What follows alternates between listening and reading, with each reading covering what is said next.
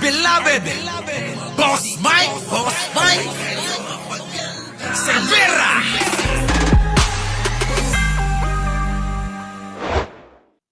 Chronic issue. Natandaan niyo po ba ito? Nung bokya na natin, na peke yung video nila, nataranta ho si Maharlika noon. Baka lang ho nakakalimutan niyo, papaalala ko. At bigla niya nilaglag, tinuro, nginuso si Digong. Nginuso niya po si Digong sa pagkakataon na to, na yon. Oo. Eto, pasok. Polboronic issue. Si Duterte ang nagpasimuno nito. Narinig nyo kanina, sinalampak ko lang itong mismong galing sa PIDEA. No. Tanginan nyo, PIDEA leaks. Oh. Sabi ni Sas. Oh. Ano, mga kababayan? Abay, nataranta to kasi. Nataranta to si Maharlika noon. Ano po? Naku, mga kababayan, ang dulo nga nito si Duterte na naman. Sasabihin ng mga DDS, si Duterte po nag-utos niyan. Bakit? Kay Maharlika ho galing mismo eh. Ulitin natin, mga kababayan. Anong sabi ni Maharlika? Pasok. Polboronic issue. Si Duterte ang nagpasimuno nito. Polboronic issue. Si Duterte ang nagpasimuno nito. Kita nyo? Maliwanag po yan ha, mga kababayan. Hindi ho yan AI. Mapapanood nyo po yan sa kanyang sa kanyang vlog noong unang araw. Ha, mga kababayan? Si Duterte ang tinuturo. Kaya pala galit na galit si Banat Baydini eh. Polboronic issue. Si Duterte ang nagpasimuno nito. Oh. Narinig nyo kanina, sinalampak ko lang itong mismong galing sa PIDEA. Siningitan niya lang. Ibig sabihin, mga kababayan, siningitan niya lang. Ano? Siningitan niya lang ng galing daw sa PIDEA leaks. Oo. Yung galing sa PIDEA na may butas na puncher at ginawang ebidensya ni Bato doon. Kasama yung isa pang kalbo. Yan po, sila po may gawa nun. Isa pa. Pasok. Polboronic issue. Si Duterte ang nagpasimuno nito. Narinig nyo kanina, sinalampak ko lang itong mismong galing sa PIDEA. Tanginan nyo, PIDEA leaks. Sabi ni Sas. Kita nyo, mga kababayan? So, paano na ho ito, mga kababayan? Morales, another asunto. Nako, mga kababayan, kawawa naman ito. Kaya nga ba, alam nyo, galit na galit ho talaga si Banat Bay dyan eh. Opo ha, eto, panoorin ninyo. Pasok. Sa yung kanunod kay Maharlika, nagiging tanga kayo lalo eh. Hindi, totoo, wala akong biro. Nakakahawa ho yung katangahan nila doon. Pwede mo... Pakinggan ninyo, mga kababayan. Ha? Pakinggan ninyo kung ano sinasabi ni Banat Bay. Alam nyo kasi bawas-bawasan yung kanunod kay Maharlika, nagiging tanga kayo lalo eh. Hindi, totoo, wala akong biro. Nakakahawa ho yung katangahan nila doon. Pwede bawas-bawasan yun ng kapiraso. Siguro kung everyday kayo nanonood, at least once a week. Kasi marami nagiging tanga sa kakapanood. Marami daw nagiging tanga sa kakapanood kay Maharlika. Di po ba? Mga kababayan? Nako, may sagot din naman dyan si Maharlika. Meron nung sagot. Maharlika, pasok. Away-away na kayo. Kapag mamalinis. Eto na, mga kababayan, ang rebat naman ni Maharlika kay Banat Bay. Talaga naman, balikan natin. Ang rebat ni Maharlika kay Banat Bay. Pasok! Pero, huwag ka magmamalinis na hindi ka nagbubugaw ng mga babae. Eto, saksak mo sa baga mo. Sana bago ka nagnaknak, natakutin ako na, awi ka dito, kakasuhan kita. Kahit umuwi ako dyan, hindi mo ako makakasuhan. Why? Eto, sabi ng batas, makinig ka. Philippines courts. Okay? Ang korte ng Pilipinas cannot charge non-resident defendants with criminal defamation. Yan pala yung pinangangalandakan ni Maharlika. Kaya pala malakas ang loob niya. Pero, wag ka Maharlika. Kung bawal dito magdemanda sa Pilipinas, hindi pwede, hindi ubra, tandaan mo, dinimanda ka namin dyan sa Amerika. Dinimanda ho namin to sa Amerika, mga kababayan. Tuloy. Sa ibig sabihin, kahit pa ulit-ulit kitang sabihin dahil totoo naman na ikaw ay isang bugaw. Ala, Banat Bay! Bugaw ka pala eh! Bugaw ka raw, Banat Bay! Naku, matindi yan. Libelous. Libelous ho yun, yung bugaw, sabihan kang bugaw. Naku, Banat Bay, sino ang mga binugaw mo? Ba't tinatawag kang bugaw ni Maharlika? Bugaw ka raw eh. Oo. Sabi rito, kasasabi lang, Banat Bay, nako. Ay, kung ako sa'yo, demanda mo. Para parehas na kayo ng Ay, hindi mo pala pwedeng idemanda. Pupunta ka pa ng Amerika. O, syempre, hindi ka gagastos, Ha? O, paano na ito, Banat Bay? Tinawag kang bugaw nito, Grabe. Bugaw pala si Banat Bay. Sabi ni Maharlika. Pasok! President defendants with criminal defamation. Ayan, nagbasa na ho ng article si Maharlika. O, tuloy. So, ibig sabihin, kahit pa ulit Ano ang update sa kaso? Naku, malapit na. Evangeline Camilosia. Oo. Alam nyo, sa totoo lang, kahit manalo pa lahat ang senador nila, itong mga ito, wala nang ligtas ito eh. Ito hong mga maliliit at amuyong ang mapapahamak yung mga sumunod sa kanila. Nako, yari mga kababayan. Malapit na ho yung kanyang yung kanyang kaso. Alam ko sabay kay Tigunyo eh. Magkita-kita tayo sa Amerika sa September po, Pupunta ho uli ako ng Amerika. Nako! Oo, sige tuloy. ulit kitang sabihin dahil totoo naman na ikaw ay isang bugaw. Bugaw. Ibinubugaw mo si Mocha, ibinubugaw mo mga kababaihan. Ala ka, binugaw mo si Mocha! Kanino? Uy, alam nyo ba to? Ngayon ko lang napakinggan to. Uy, Banat Bay, binugaw mo si Mocha? Kaya pala lagi sinasabi ni Mocha, ang cookie ni Mocha. Masarap ang cookie ni Mocha. Putik na yun na jingle, Ha? Yung pala yun. Naku po, Diyos ko. Oh, kanino binugaw? Totoo ba yun, Mocha? Binubugaw ka ni ni Banat Bay? Sabi nitong babae na to? Grabe, no? Grabe talaga yung mga bintangan dito, mga kababayan. Bugawan, putahan, naku, puro mga immoral pala tong mga kasama natin, mga kababayan. Hindi, puro mga immoral yung kalaban natin. Oo, buti pa yung mga kasama natin eh. Mga kababayan, mga torpe kasi. Oo, at saka Maria Clara ang datingan. Di po ba? Yung mga BBM vlogger, parang si Pangulong Bongbong Marcos, mga torpe, hindi makalapit sa mga babae. Si Arnold Lopez lang eh. Mga kababayan, at yung ating mga kababaihan naman, abay mga Maria Clara. Aba, mga kababayan eh.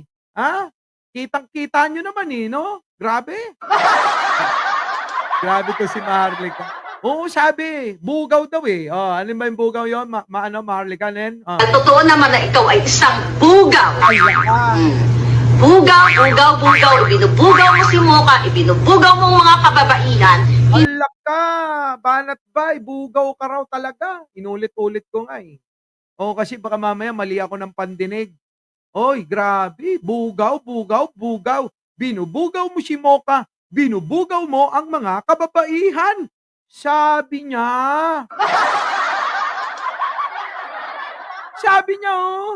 Naku, Diyos ko po. Naku. Uy, wag ka nga dyan, Jojo Chavez. Gumarampingat ka. Yari ka dito. Naku, sa bagay, kung ikukonekta natin yung in-expose ni Nino at parang walang ginawang aksyon si Banat Bay dito, baka nga totoo. Baka nga totoo. Tuloy. Hindi mo ako makakasuhan. Ito yung sinasabi nang wala akong argumento. Di ba? Musta ka naman? Sumbong mamaya kay Bongo ha? Sumbong mamaya kay Bongo, kay Senator Bongo. Kay Cayetano, magsumbong ka dundong. Okay, ito pa. Sabi dito sa batas, kapag libel, kapag print ko sinabi na ikaw ay bugaw, meron kang 1 taon, okay, para kasuhan ako. Pag slander, okay, simula nung araw na sinabi ko na ikaw ay bugaw, meron ka lang 6 na buwan para kasuhan mo ako. May paganong-ganon pa pala. Tinuturuan ka na Banat Bayo.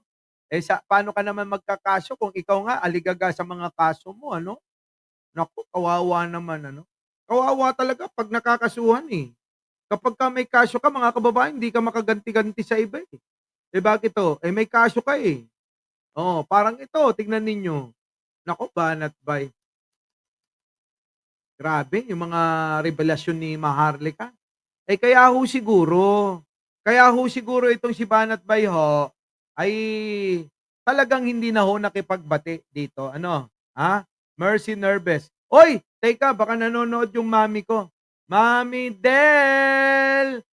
Yung ang magpapamana ho ng ano sa akin, ng isang malaking lote at 3, 4 na palabag na building. Oo. At may isa siyang 7-Eleven. Nako. Mami Del, thank you sa pamana, ha. Kita nyo? Ay, sabi ko sa inyo, eh. Nanonood ka ba? Baka hindi ka makakomment dyan. Basta, shoutout ka sa mami ko. Mami Del. Kita-kita tayo. Kita tayo after Holy Week. Mga kababayan, yari ito, mga kababayan. Yari! Now you know. Now alam mo na yung batas. Ang dami mo dyan marami ka dyan mga matatanda sa gobyerno. I'm sorry to say, I'm just being honest here, mga palangga. Duterte supporter tayo sa mga magaganda. Pero, Byron, hindi ba ikaw ang nagsusupply ng mga babae? Magkano nga pala? Ala! Sabi niya, Byron, ikaw daw nagsusupply ng mga babae daw sa Malacanang, sabi? Walang niya ito, puro mga immoral tong gawain ng mga kalaban natin, mga kababayan. Kung totoo tong mga sinasabi ni Maharlika. Kaya ngayon, alam nyo, gets ko na kung bakit hindi humapatawad ni Banat Bay, itong si Maharlika. Ito po kasi yan, yung lagi kong sinasabi, na wag magbanatan. Wag kayong magbabanatan, vlogger to vlogger. Pwede nyo landiin lang. Landi-landi lang ba? Tulad ng ginagawa ko kay Libayan. Ganun lang. Diba, Libayan? Tulad niyan. Balita ko, si Magalong, kasi nando doon sila Takero. Nando doon sila Nyulo, sa Baguio. Sabi nila, talong-talo daw sa survey yung manok mo, na si Magalong, paano yan? Diba? Kasi inaway-away nyo ako, Huwag kayong mga away. Landian na lang tayo, maglandian tayo. Landiin mo ko, lalandiin kita. Ganon. Nang sa ganon, darating yung pagkakataon, malay mo, di ba? Matatalo si Magalong ngayon. Next election. Di tawagan mo, sabihin mo, Mike Cervera, baka naman pwedeng tulungan ako. Ikampanya natin si Magalong. Kasi sabi mo, idol mo naman yun. Totoo naman yun. Sa totoo lang Oo. Idol ko si Magalong. Kaya lang parang nawawalan ako ng gana. Mga tong grupo ni Libayan, Hindi ba marunong manantya kung sino kakaibiganin na tindi? Ayan, mga kababayan, napala nila. Hindi na mananalo daw si Magalong sa Baguio. Malabong-malabo na raw. Kita mo, Libayan? Yan. Kaya ba, ako mga kababayan, kaya ba ako nagtataka? Dahil dito, sa mga sinasabi ni Libayan at ni Libayan tuloy, ni Banat Bay na to, ayan Saan yung kanonood kay Maharlika? pakinggan ninyo. Ano sabi? Bawas-bawasan niyo yung panonood kay Maharlika daw. Alam nyo kasi bawas-bawasan yung kanunod kay Maharlika, nagiging tanga kayo, Oo. lalo eh. Hindi, totoo, wala akong biro. Nakakahawa ho yung katangahan nila doon. Pwedeng bawas-bawasan yun ng kapiraso. Siguro kung everyday kayo nanonood, at least once a week. Kasi marami nagiging tanga sa kakapanood Oo, maraming nagiging tanga sa kakapanood ho kay Maharlika, sabi ni Banat Bay. Meron pa ho ngayon eh. Kanina parang naipakita ko yon, mga kababayan, yung sinabi ni Banat Bay. Eto, tingnan nyo. Oh, Mga Maharlik, eto, tingnan nyo. Kaya pala ho itong si Banat Bay, hindi na ho makamove on dito kay Maharlika.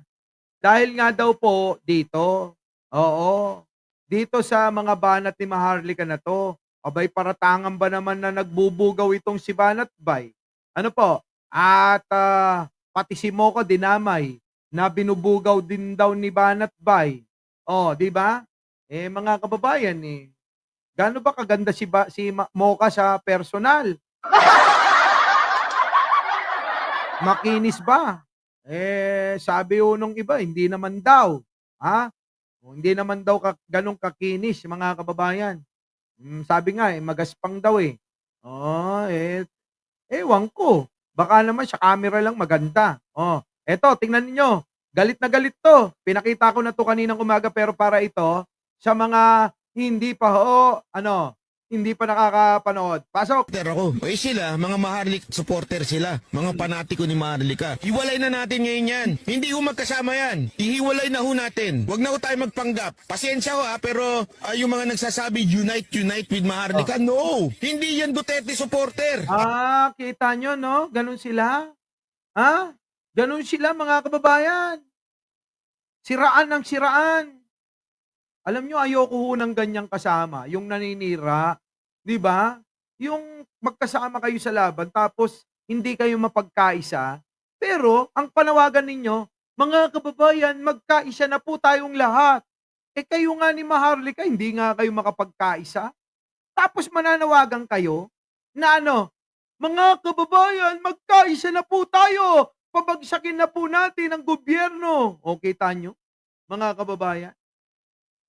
Silang ang dalawa hindi makapagkaisa. Tapos gusto nyo pagkaisahin yung mga tao, yung mga mamayang Pilipino. Nako, malabo talaga.